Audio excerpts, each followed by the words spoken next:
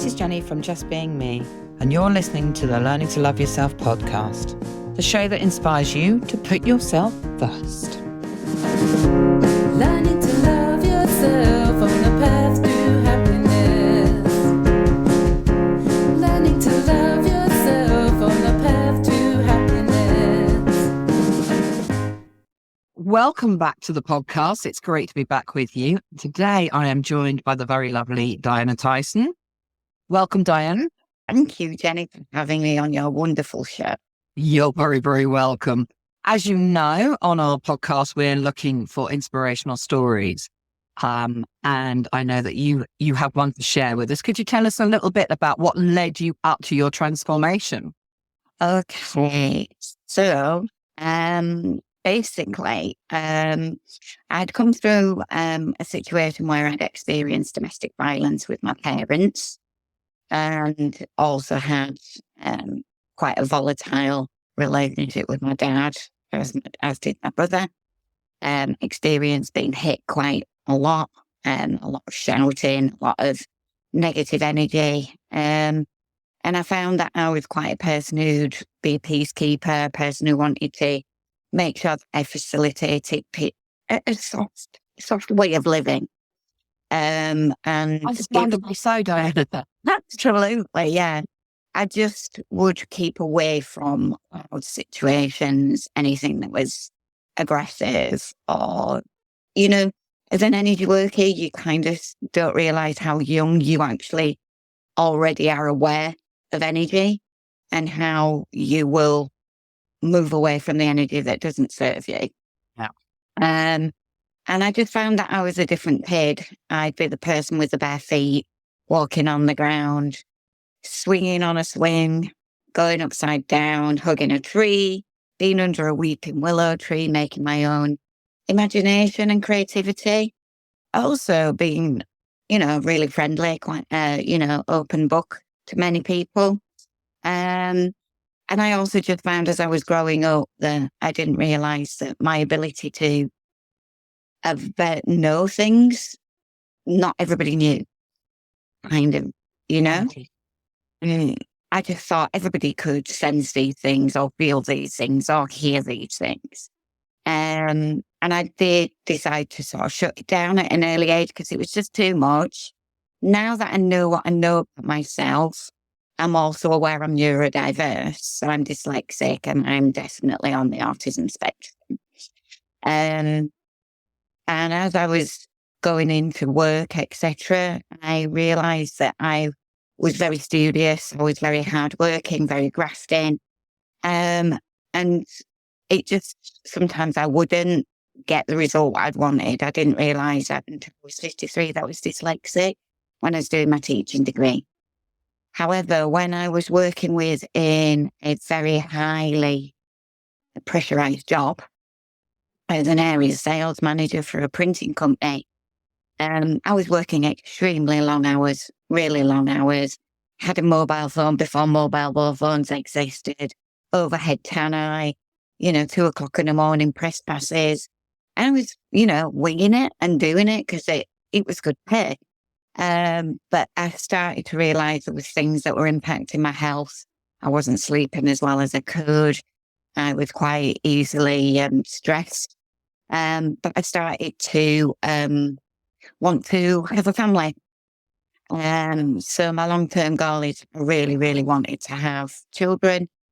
And I thought, let's go for it. Been married a couple of years, seems the ideal time. However, the pressure of actually being in a very high-functioning, very demanding job and the long hours that I was working, I didn't quite realize I was going into burnout. And I think that's a common thing that people don't realize that they're actually in burnout. Yeah. It is a very common thing. Yeah. I just thought you just keep going and do it and crack on. I think it's the English way. And I think that's what we all do, isn't it? Having experienced burnout myself, we just crack on, keep going, and it'll all be fine. Yeah. And I'd got pregnant fairly easily. I was over it, really excited. So was my husband. And we went for the 3-month scan. And, I've not told anybody because it's just what you do. And I experienced the radiographer, the sonographic person, turning around and saying, "I'm really sorry, but there's no heartbeat." Oh. And I was like, what? Because I was completely still feeling pregnant. And apparently I've been told today, which is something I didn't know, it says a missed miscarriage. So your body doesn't let it go naturally. Right. So you are getting all the hormones still flooding into your body, saying you are completely pregnant. Massive shock. Didn't really know how to take it. Booked myself into the hospital to have it taken away because it wasn't moving itself away. Told it's quite normal to have a miscarriage. Don't worry, you probably won't have another one. Just go away, give yourself some time to rest, and think about, in 3 months' time, potentially.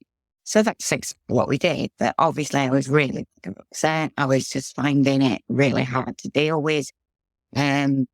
I found that being in that job was just not conducive with grief, not conducive with being able to heal. So obviously I took some time off. And I found Reiki and reflexology. That really, really helped me massively. And then I got pregnant again and again, didn't tell anybody. Went for a 3 months scan again. And unfortunately we're told again, there's no baby's heartbeat. It had grown to say maybe like 9 weeks. And then it stopped. Oh, it's absolutely heartbreaking. Jenny, there's no words to describe actually how you feel. You just feel very devastated. Your little hope, all your little dreams, what's your baby going to look like, all this excitement, it's just totally just taken away from you. So sorry you had to experience that. Thank you, Jenny. I do appreciate that, I really do. And as you can see, I'm getting a bit emotional because you've still got the emotions of that experience. And it's grief. Yeah, it You know? absolutely is, yeah. Because you were pregnant. You had a Yeah. baby, so it's grief. Yeah, absolutely. And there were so many things that were going through my mind. My husband's a lot younger than me. I was like, oh, get yourself a younger model. They'll be able to fulfill you. And he's like, I love you for you. It isn't about this. But there's so much negative things that happen in your mind and your mindset. And your body's going through changes again because you've got to go through the hospital process again. And obviously they put you in a room, side room, but you can hear loads of babies because they're in the labour ward. Literally, because the only room they could find you, bless them, within the labour ward. So you're constantly being reminded of that you're not going to have the baby. And it took me a long, long time. I went to miscarriage meetings. I actually said to one of the nurses who was seeing me that night, the day procedure, I said, I can't go through this again. I need to go to the early pregnancy unit. Well, normally you have to wait till 3. I says, I can't wait till 3. No, there's something fundamentally going wrong. And I need to know what it is to be able to deal with it, to know. Unfortunately, I did get referred and I did find out. Basically, my body didn't have enough human chronic gene. So it would take it up to a certain point, and it's where the corpus luteum and the placenta takes over. When the placenta takes over, I didn't have enough hormone. So that second part of it had happened. So at least I had an answer. At least I had potentially a reason. And the early pregnancy unit were amazing. I also had to have Clexin injections because I had factor 5, which means my blood drops really quickly. Right. And I can't sing their praises enough. Again, what I will say is Reiki and reflexology got me through that part of my life. And that really kind of stirred the holistic part within me. Knowing that somebody had held space for me meant that I wanted to help hold that space for others. Absolutely. Yeah. And I think a lot of us that work within this realm, that's the reason why. Somebody held a space for me and I want to hold a space for somebody else. Or I've been through this experience. I don't want somebody else to be going through this experience on your own.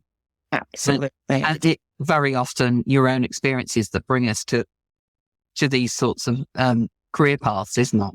Oh, absolutely. And I mean, my daughter was born on the 4th of October at 3 minutes to 3, healthy 7 pounds 13. And I've got a little diary for her. Yeah. Even when she was a tiny light bulb, which basically not many people get to see Yeah. when the baby is like a light bulb. Wow. And so I still have a picture. And in the diary, I put, this is our light bulb. Yeah. So I kept that little diary for her because I thought that, that's really important for her. Yeah. Yeah. Yeah. Um, But also for you to be able to look back on and for Yeah. you to make sense of things by. yeah, definitely. And the process of writing things down allows you to make sense of things. Yeah, absolutely. It was like the journey from knowing I was pregnant, every single scan I had, how it made me feel, how grateful I was, and that, the baby was still here. And so, yeah, for me, I'll always hold space for people in that respect. And it's a difficult journey, and sometimes it's still difficult. I mean, my daughter's 26 this year. Gosh. And my son, we had to go through the same thing with early pregnancy. But he's 24 and he's here. Yeah. He was born by an emergency section because I had an abrupted placenta. And he was born at 3 minutes past 3 in the morning. 6 weeks early, And my husband said to me when we were going down into the actual hospital on that day, in the middle of the night, he said, "You're so calm." And I said, "Yeah, because I had this thing in my head that if I was stressed, the blood would pump out of my body more Yeah. and things would quicker." Yeah. I was also aware that my nana was with me, who was in spirit. I knew my nana was with me, my nana Lucy. Yeah. And Was that the moment where you allowed yourself, because, you said you suppressed all of that as a child. Was that the moment you allowed yourself to open up to that? it was when I did my Reiki training Okay. that I opened up more. And that was when I think how old Kirsten was. 8. But yes, I suppose I'd always been aware of spirit. And it's those times when you're in that kind of, it's hard to explain, a moment of tranquility, stress, and your vibration. I know my vibration went from, oh, I'm worried, to extremely serene. And I knew my nana was at the side of me. It's an unexplained thing to try and explain. I knew that I was being held by her. Yeah. But what an amazing thing to experience. Oh, absolutely. Absolutely. And like you say, you don't always know how to put it into words. Yeah, because often this is about our feelings, isn't it? It's not about words, and feelings don't necessarily, they have one word to describe them: joy. Well, we all know there's far more joy than just joy. It's difficult to explain sometimes. It is just something that you feel yourself, which makes it even extra special, doesn't it? Because it's uniquely your feeling. Yeah, it was serene, it was peaceful, it was calm. It was like knowing that my nana was there in a spiritual form, but holding me. Mm. And she didn't even have to say anything. I just knew I was going to be okay. So when you come into stress, because, however we manage this, life still does have its ups and downs, isn't it? Yeah. It's about how you manage the downs. But is this something that you reach for when the downs come? Is you reach for that feeling again? Oh God, yeah, it's constantly with me. I'm very, very, very lucky that when I meditate, or when even if I said, "Now, Nana, can I talk to you?" She's there. It's particularly when I do Reiki or any of my energy therapies, because when you go into that kind of energy therapy, Reiki, scheme, Egyptian computers, crystals, my brain goes into, it's not a trance-like state. Sounds weird. It's a very meditative state. Yeah. So I'm opening up and bringing the energy in. Yeah. Because I open up, then it's like I get my little posse of beautiful spiritual guides just all around me going, right, okay, what we're doing today, what's the energy that we need to clear? And I find that so enjoyable. And it must be a reassuring feeling that whatever, whenever you have that with you. Yeah, absolutely. Yeah. It's a real reassuring of no matter what happens, I know I can completely trust them. And then that helps me trust myself. And trust is such a big thing, isn't it? You know, Yeah. actually, we so often look to trust other people where we should be looking to trust ourselves. Yeah. Yeah. And you're trusting in your support system, as in your spirit guides, which aids the trust in yourself. Absolutely, it does. Yeah. It's like it connects on a soul level, as if to say, this is your life's passion. Yeah. This is what you were brought on earth to do. And because I'm doing what I know gives me joy and light, it's like I get more of them around me. Yeah. It's like this interconnected light creating more light, healing creating more healing, taking more people through Reiki and mastership and doing. It's just this beautiful reconnection with elders and wise ones and the universe. And, you know, it's enabled me to really reconnect and be my spiritual self and soul. And that's, you know, from my perspective, that's the place you want to be, isn't it? That's the place you want to be, where you know yourself from the inside out. Because from my perspective, the way that I look at these things is that we are innately calm, serene, good, all of the positives. And the external stuff comes in and covers that over with some negatives, and we have to remove that. So if you trust in that part of you that is the peace, the calm, the serene, it's much easier to remove all of the external stuff that covers that over. Absolutely, Jenny, I agree with you. And we're all still works in progress. I think we're always going to be works in progress, aren't we? Yeah, we We're are. always going to be. Because Always we don't know.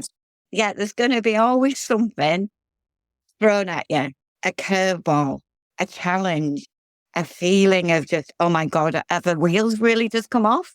Yeah. But I don't know about you, but since I've done this huge amount of work on myself, and I know and I trust myself now, that actually when the wheels come off, it doesn't feel so traumatic as before, because like you know, troubled upbringing, all sorts of things going on that create all of these negative self-beliefs. And until you understand that those are the negative self-beliefs, but you can change them. And once you change them, then instead of having such big peaks and troughs, you just have gentle waves going on. And, you know, I've had a whole discussion about sort of, you know, what's gone on in the last year just recently. And looking back on it, I'm struggling to see the bad, because to me, there is no more bad. There's now just lessons to learn. There's a reason why you're feeling this way. What's the lesson I need to learn? Might not feel particularly nice at the time, but it doesn't last very long. But there's a reason why I'm feeling like this. And that's generally because I'm not on my right path and I'm trying to do something that I shouldn't be doing. And when I stop doing that, then it all feels good again. You know, it's my choice, isn't it? You know, whether that's spirits guiding me, whether that's my internal me guiding me, whether that's the universe guiding me, you know, I'm open to it all. But it just wants you to sit and let it flow instead of fighting against it. It's much, much more beautiful ride, isn't it? Yeah, if we fight against it, and I'm going to say, I'm going to be hands on heart. There's been times when I've fought against it. I found myself angry, frustrated, like going, why me? What's this happening? You know, I got breast cancer, and it's like, wow, you know, and it was at a time when my kids were going through their actual exams.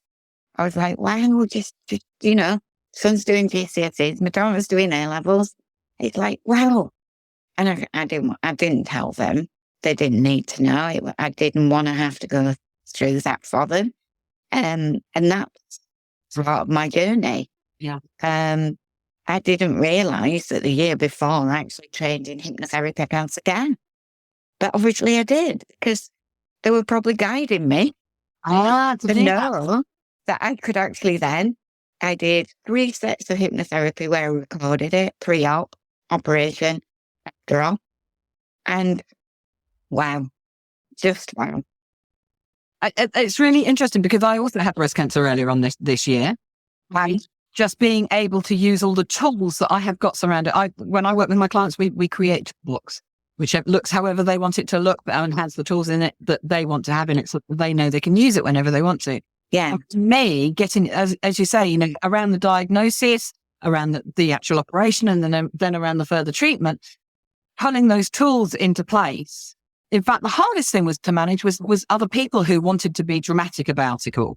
Whereas I'm not in a dramatic place. I'm in a quite positive place about it. I'm only dealing with things at the time that I need to deal with it. But I have other people who are all wanting to do drama and chaos around it. And so trying to actually put that out, because I wanted to share my journey, but I didn't need everybody being, oh no. It's about actually holding it together and using your tools to keep you going. Because once you're in that flow of mind that I can manage this is okay. You just need to go through the journey. It's a much easier journey. Much easier journey. I agree with you. I was having to deal with other people's reactions to it. They're upset. Certain people were crying their eyes out. And I was like, hang on, I'm not crying my eyes out. It's going to be okay. Yeah, absolutely. And did you go into it with that process in your head? Because I was absolutely, it's going to be okay. Yeah. It's going to be okay. Yeah, straight from word go. I mean, my specialist said she had never, ever seen anybody, because I went in with my mum, take a diagnosis so positively. And I was like, it's because, I had my spirit guides, I had my nana. It's going to be okay. It's going to be okay. And yeah, mindset's a massive one. And for so many, I believe, like you say, there's a teaching, there's an opportunity, there's a door that opens. Since then, and just prior to that, I was actually looking after an uncle who'd got spine cancer. So I used these tools within my toolkit for him. Yeah. And he loved it. He loved it. He loved everything that I could throw at him. So that positive reaction, knowing that I'd held that space for Tony, meant that I knew that it was going to be okay for myself. And then since then, I've been able to hold energy for other people going through their cancer journey, people who are carers for people who are going through the cancer journey. And that's a real thing to put out there, isn't it? Isn't the fact that actually, my direct family were the ones that I needed to make sure we were all okay, because I needed them to know, and because they're traveling through this journey with you. Yeah. So they're the ones that are directly involved. So they need as much support as you do. And actually, if you're traveling as a family or as a group in the positivity, this is for people that come across people who are experiencing cancer. Go with the energy they go with, because actually the positive energy is going to do much more good than any drama and chaos about it. Absolutely. I agree with you. And it was really, I needed then support when I had a confirmation that everything was okay. And that's when I went to the hospital for their extra holistic therapies that they provided. And breast care. Yeah. And breast care. And then the Haven within Leeds. So you got some from the Robert Ogden and some from the Haven. I was lucky because I tapped into it. Yeah. And the time that I had it was like 2017. Yeah. Yeah, I mean, I did tap into holistic therapy, but I had to source it myself, which I was very lucky and able to do because I live in this kind of world. But, that wasn't something that was offered to me. But it is, it is, looking back on it now, it really doesn't seem like a massive, because there was no drama or chaos around it. Whereas I can look at other parts of my life. I've been in an abusive family, and, there was always drama and chaos in that. There was always drama and chaos in that. Yeah. So, it's really interesting that actually how much more pain you experience when you're in drama and chaos than when you're not. Yeah. The wonderful thing about drama and chaos is you choose to walk away from it. You choose to be in it. You take the choice. Yeah. And I think that's a lot to do with when you work within holistic therapies. That's something you realize that you have that choice. And so if anybody that's listening, if you feel you don't have the choice, please make contact with somebody within the realm. Come and talk to somebody like myself or like Diana. Come and talk to somebody, because actually we can travel through with you to get you into that positivity place. Absolutely. Yeah. Just being acknowledged, just being listened to, actively listened to is so, so important. It's been a real big one for me over the last 2 weeks. It's really come up about, I had one of my clients said to me, we were talking about how she would manage things. And she said, well, I know every time that I speak to you, I come back to a level of being balanced and I'm okay. So, which was great to hear from me, because if we can get to that stage, then we can move that on to actually her being able to do that herself. But I actually put that out on a social media post, and that obviously has done something, because I now have a whole flood of things coming into my world of identifying, but actually, how do I get back to that balance and calm and serenity? And it's a matter of knowing that that's inside of you. That's inside of it. It's not that easy, is it? But if you start with knowing that's inside of you, and the journey is to find it. Yeah, and you are the only. There'll be people who can facilitate, hold space for you, and give you the tools to do it. But knowing genuinely that you're actually the person that's going to help yourself. Mm. And that's very much my job. My job is to come in a different direction from you. You'll come at it as holistically as energetically, although I do use some energetic work. But my job is to ask the questions that make you think past the point, because generally the answers you need are deeply hidden away, because it's all wrapped up in a whole load of hurt and trauma. So you open that up and you deal with those issues, you can move forward. And you would come at it from doing the same thing, but from a different energetic space. Yeah. Yeah, definitely. So, there are an awful lot of people out there that you can hold somebody's hand, but you can't change anything until they make that first step. No. And it can be a really vulnerable feeling of taking that first step. Absolutely. Because it's almost like, what will therapy look like? What will the tools in the toolkit look like? Will it, potentially take me down a little bit of a road that I'm not really prepared to go to? Do I feel strong enough that I can go through it at this moment in time? My advice would be, you are a lot more stronger than you'll ever give yourself credit for. And yes, as long as you've got somebody who can facilitate it, so that then your keys to your own toolkit and to your own self-care, then take a small step, acknowledge that actually the repeating pattern's still happening, and we're still going down a little road that I really don't like going down. My sleep's been impacted. We can notice the signs. Biggie, isn't it? Noticing ourselves. We override ourselves, don't we? Just to get on. Let's just keep going. Let's override all of the signals our body and our brain are giving us to say, you need to stop. We override all of that. Oh, we do, yeah, because we'll put ourselves last on the list. Absolutely.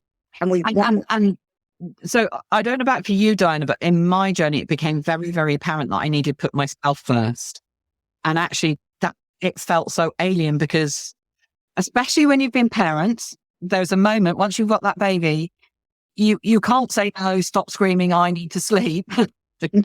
you have to override what you need for that. So you get into this journey of the fact that actually everybody else comes before you.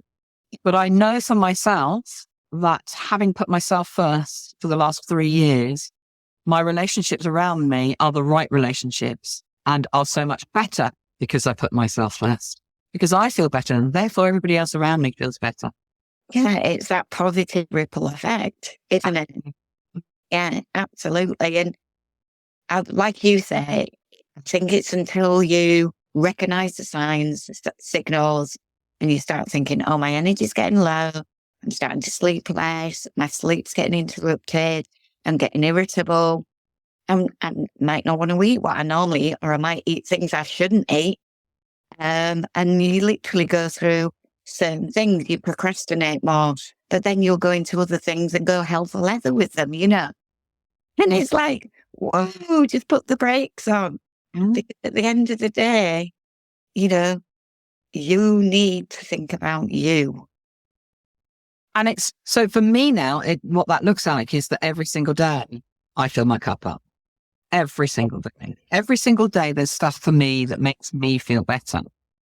And then I have enough of that means that it's overflowing and I can give to other people with that overflow. And that might mean that, you know, if I'm working with somebody and there's an awful lot of energy given over to that actually I stop after that and meditate for 5-10 minutes. It might mean I go for a walk for a few minutes. Just even sticking my head outside and taking some really deep breaths of fresh, clean air. You know, self-care is really quite simple. Oh, yeah, definitely. You know, it isn't a day at the spa. It can be a day at the spa. Yeah. But it can be as simple as taking a couple of deep breaths. Yeah, I think when we overcomplicate it, if I ever complicate, and I don't complicate anything, because it's got to be simple. The simplest steps are the ones that you'll maintain. So I often talk about small, sustainable steps. Yeah. Because when you try and run, when you're not ready to run, you're just going to fall over and you're going to end up further back. Definitely. Sustainable steps. And when you do it that way, you don't actually really notice. You're a bit quite way down the line and you think, oh, wow, I'm here now. Because they're small enough that they don't impact you too much. Yeah. Yeah. Like a simple one for me on a morning is to literally either listen to a meditation as I've woken up, or I've got like an affirmation where I've said my affirmations on my voice. Yeah. So I listen to that, or I get in the shower and I just imagine that the shower is literally just taking any negative energy, any negative emotion down the plug hole.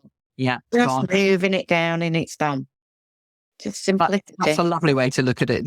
That's a really nice way to start the day, isn't it? Yeah.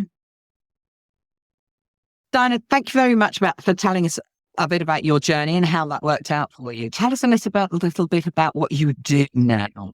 Right. Okay. I'm an energy therapist. So that's Reiki, Sikkim, and Egyptian Katush. I love crystals. But I also use that within hypnotherapy as well for transformational hypnotherapy. And I've also created my own therapy called transformation therapy. Oh, interesting. Yeah. What's a little bit about that? It's been approved by the British Complementary Medicine Association, the Holistic Foundation, and the Holistic Insurance and the Healer Foundation. And it was given to me by Spirit. Also incorporates the energy work I know intuitively how to do. So I'm a reflexologist and I'm a trigger point therapist. So I know a lot about acupressure points and energy meridians. EFT, so I know about tapping. Yeah. And it's got some new chakras in there. And it's about taking the negative energy and emotions, acknowledging them. This can be done either drawn or word form, or a silent protocol. And you then bring in the new chakras by acupressure or tapping. But by the time you're bringing in the chakras, you've already prior released some of the stuff you need to let go of. So you're letting go, making space, and then allowing that space for healing to take place with a new chakra coming into your body. That sounds beautiful. So if anybody wants to find out any more about that, we will put all of the details of how to contact with Diana down below, whether you're watching this on YouTube or listening to this on Spotify or Apple. All of the details will be down below. Diana, thank you so much for the conversation today. That's been really lovely. I've really enjoyed it. Thank you, Jenny. You're very welcome. Are you feeling stuck? Do you want to be able to create a better conversation with yourself, but just don't know where to start? I offer a free 20-minute session to see where you want to be and how to get you there. Just click on the link below. Remember, it's free, Book your space. It could change your life. Thanks for listening today. If you'd like to know more, you can find all the links down below. Oh, and don't forget to press subscribe so you can catch the next one. See you soon.